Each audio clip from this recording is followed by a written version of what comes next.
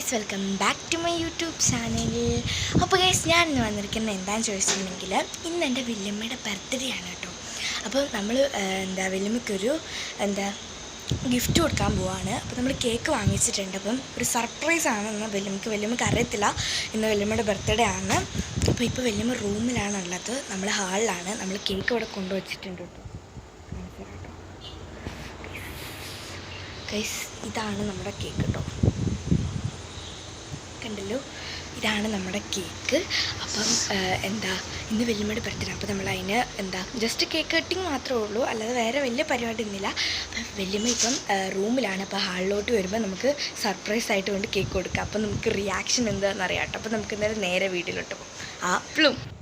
അപ്പോൾ ഗൈസ്, ഇതാണ് നമ്മുടെ കേക്ക്. വല്യമ്മ അവിടെ TV കണ്ടുകൊണ്ടിരിക്കുകയാണ് കേട്ടോ. ഇനി നമുക്ക് നേരെ കേക്കും കൊണ്ട് പോയിട്ട് ഹാപ്പി ബർത്ത്ഡേ പാടാം കേട്ടോ. അപ്പം റിയാക്ഷൻ എന്താണ്?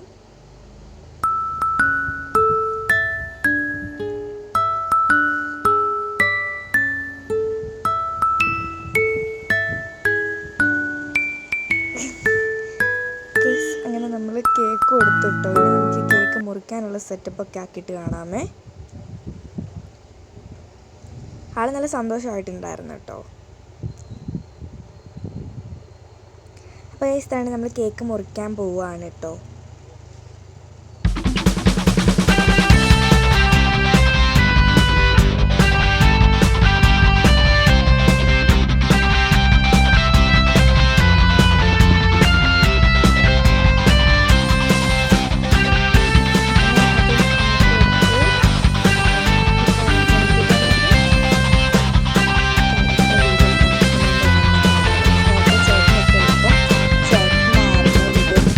ഞാനായിരിക്കും അവിടെ പോയി ഫസ്റ്റ് നിൽക്കുന്നത് കേട്ടോ.